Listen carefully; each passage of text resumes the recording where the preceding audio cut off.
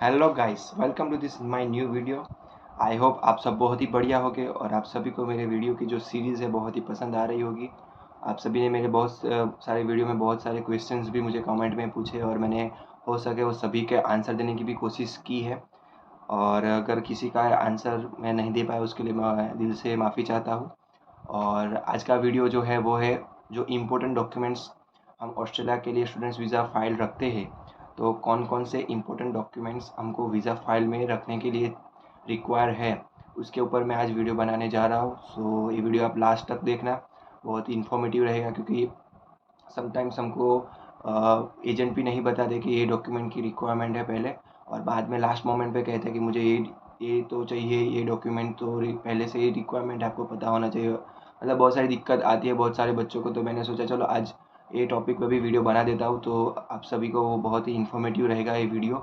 सो आप ये video last तक देखना। और सबसे पहले ये वीडियो स्टार्ट करने से पहले एक बहुत ही अच्छी खुशखबरी है कि मेरा COE यूनिवर्सिटी ऑफ एडिलेड से आ गया है। और मैंने अपना जो वीज़ा फाइलिंग की प्रोसेस है वो भी स्टार्ट अभी हो ही जाएगी। मतलब मेरा SOP भी अब बहुत मतलब ऑलमोस्ट क्लियर हो गया है, बन ही गया है। फाइनल चेक के लिए वहाँ पे मेरे जो वहाँ से जहाँ से मैंने फ़ाइल रखी वहाँ पे फाइनल चेक में है। जैसे ही मेरा SOP अप्रूव हो जाएगा वहाँ से, तो मेरी फ़ाइल रख देंगे वहाँ से। थोड़ा डिले हुआ है, बट अभी SOP ही बहुत ही इम्पोर्टेंट है। आई थिंक आप सभी को पता ही होगा कि हमारी वीज़ा फाइल में सबसे इम्पोर्टेंट डॉक्यूमेंट्स में है एक SOP, क्योंकि SOP में हम जो लिखते हैं उसके बेसिस पे ही वो हमको जेन्युइन स्टूडेंट्स हम हैं या नहीं वो वीज़ा ऑफिसर फाइनल करता है। तो SOP में थोड़ा टाइम गया लेकिन हो जाएगा सब, भगवान की कृपा है।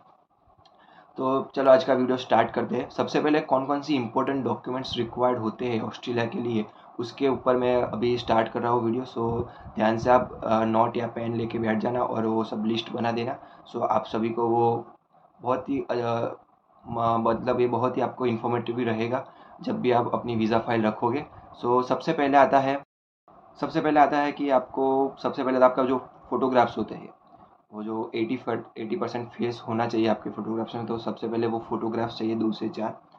उसके बाद आता है आपका जो पासपोर्ट है, ओल्ड हो न्यू हो जो भी हो, वो पासपोर्ट की आपको कलर कॉपी निकालनी होगी। और वो कलर कॉपी का आपको वकील के थ्रू नोटरी करानी होगी। और उसके बाद आपका आता है पासपोर्ट के बाद आपकी जो 10th की मार्कशीट है, 12th की मार्कशीट है।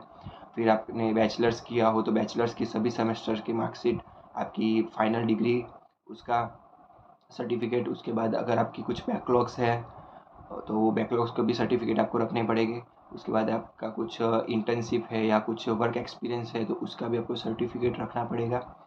साथ ही में सभी जो डॉक्यूमेंट आप अभी मैंने जो बताए वो सभी को आपको नोटराइज करना पड़ेगा वकील के थ्रू। और उसके बाद आपका आता है जो आपने IELTS या PTE की जो कुछ भी एग्ज़ाम दी हो, टॉफेल, तो उसका जो रिज़ल्ट आया उसकी कलर्ड कॉपी और उसको भी नोटराइज कराना पड़ेगा लॉयर के थ्रू। और उसके बाद आता है आपका SOP जो बहुत ही इम्पोर्टेंट है। SOP आता है, SOP के बाद आता है आपका जो मेडिकल होता है, वो मेडिकल का जो आप फाइनल आपका जो रिज़ल्ट आता है वो मेडिकल का वो सर्टिफिकेट चाहिए। और ये सब आपका रिक्वायरमेंट सब डॉक्यूमेंट है। और उसके बाद आता है आपका जो यूनिवर्सिटी में से अनकंडीशनल ऑफर लेटर आता है, वो अनकंडीशनल ऑफर लेटर। फिर उसके बाद आता है जो आपने ओवरसीज़ हेल्थ कवर जो OSHC बोलते हैं, उसका जो आपने पेमेंट करने के बाद आपको जो रिसिप्ट मिलता है वो रिसिप्ट आपको रखना होगा। और उसके साथ आपको जो COE होता है, आप जब आप फर्स्ट सेमेस्टर की फ़ी यूनिवर्सिटी में पे करते हो तो उसके बाद आपका एक COE आता है, कंफर्मेशन ऑफ एनरोलमेंट, तो वो भी आपको उसमें रखना पड़ेगा।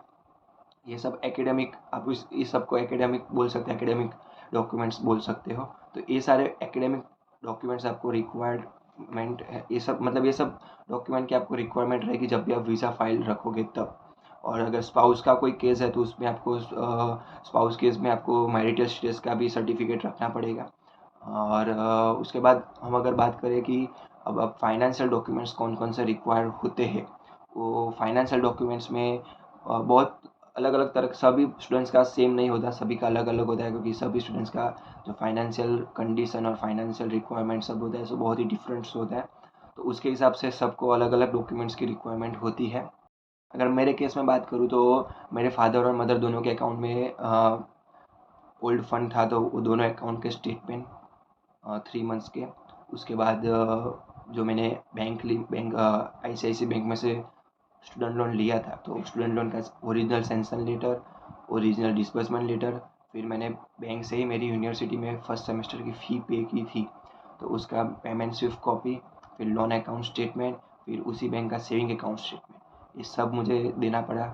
उसके बाद आता है मेरे फादर और मदर दोनों सैलराइज पर्सन है और वो दोनों की गवर्नमेंट जॉब है, तो दोनों के लास्ट 6 मंथ की सैलरी स्लिप, उसके बाद दोनों का जो IT रिटर्न है लास्ट 3 इयर्स का वो भी मैंने दिया है।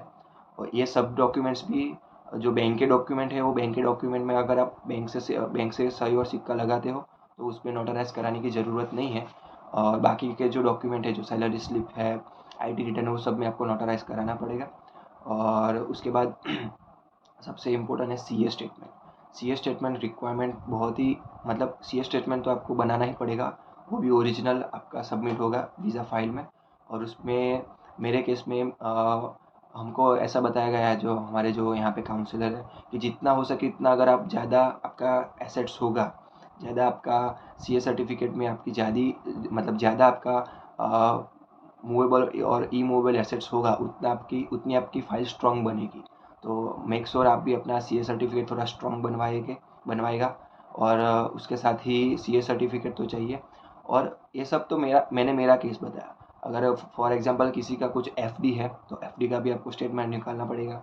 फॉर एग्जांपल अगर किसी का कुछ PF विड्रॉल कराते हो तो PF विड्रॉल का आपका जो ओरिजिनल लेटर होता है बैंक से, वो ओरिजिनल लेटर आपको सबमिट कराना पड़ेगा।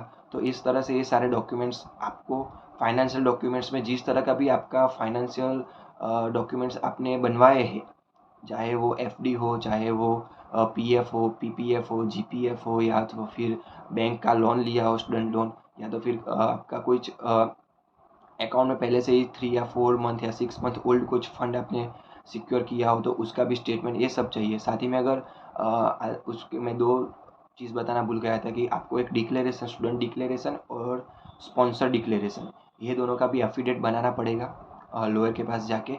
और ये दोनों का तो बनाना पड़ेगा। साथ ही में अगर आपका कोई रिलेटिव आपका स्पॉन्सर होता है, चाचा या मामा या कोई भी, तो उसका भी आपको अलग से एक रिलेशन प्रूफ दिखाना पड़ेगा। और साथ ही में उसका भी आपको लॉयर के थ्रू एफिडेविट बनाना पड़ेगा। और साथ ही में अगर आपका कोई ग्रैंड पेरेंट्स है या आपके कोई ब्रदर सिस्टर है।